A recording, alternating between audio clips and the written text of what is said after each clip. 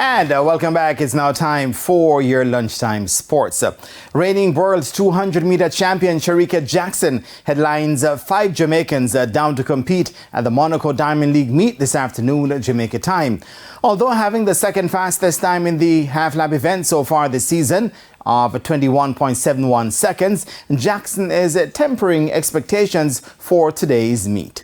I definitely don't think there is any fireworks coming tomorrow, but I definitely want to put together a good 200 tomorrow. But I definitely don't think right now where training is at, I am at my best to say tomorrow is a world leading day or tomorrow I'll come and run 21.5. Definitely not, but as I said, it's leading up to Budapest, so the goal is Budapest, so that's where Coach and I are preparing for. But the 29-year-old did say she has good memories of the track in Monaco after running what was then a personal best 10.71 at last year's edition in the 100. Last year, I ran 10.71 here as a personal best, and it was a good feeling to be back here, this time running the 200.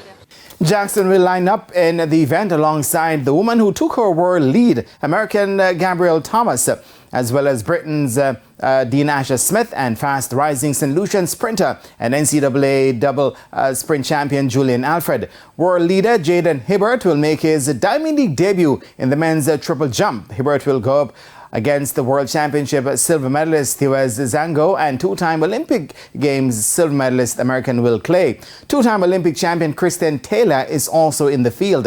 Now, 2011 world champion Johan Blake will be joined by compatriots Akeem Blake and Kishane Thompson in the men's 100 meters. And world leader Keela Smith is now contesting the women's triple jump, and she is lying in just about 6th place after 6.09 meters in her first jump.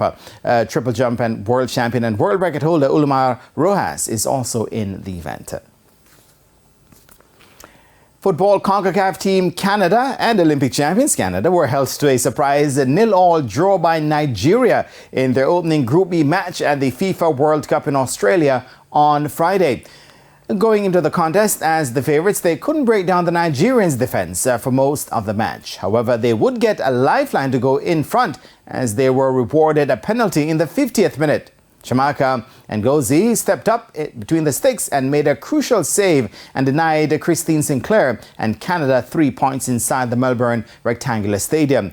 Meanwhile, Switzerland opened their World Cup campaign with a hard-fought 2-0 victory over the Philippines at the Forsyth Bar Stadium to mark their first regulation time victory in 8 matches. Ramona Bachmann put the Swiss in front on the stroke of half-time. Sarana Pubel would put the game to rest in the 64th to go top of Group A. Spain, well, they also had a comfortable 3-0 win over another CONCACAF team, Costa Rica. Valeria Del Campo turned the ball into her own net to give Spain the lead in the 21st minute. It didn't take long for Spain to double their advantage as 2 minutes later, Atana Bonmate would get her name on the score sheet, and it became a 3-0 when Esther Gonzalez Rodriguez put the ball into the back of the net. Now, in today's encounter, world champions USA will clash Vietnam's women at 8 p.m. Jamaica time. In cricket, although taking 2 wickets before lunch, the West Indies have continued to slowly lose control of their second test against India on day 2 at Queen's Park Oval in Trinidad. The Indians, they were 395 for 7. This in the post-lunch session, having resumed on 244 for 4. Virat Kohli had has top scored so far with 121, his 29th test century. Kohli shared a 189-run fifth-wicket partnership with Ravindra Jadeja, who carried on to 61 from his overnight 36. Captain Rohit Sharma also made 80, while Yajavi Jaswal 57 added to the total. Kema Roach has so far taken 3 for 86, while there was a wicket each for Jason Holder, Shannon Gabriel and Jamel Warrican. India, they lead the 2-test series 1-0. And that's where we pull up stumps for now. And I am Jermaine Brown. Shane, back to you.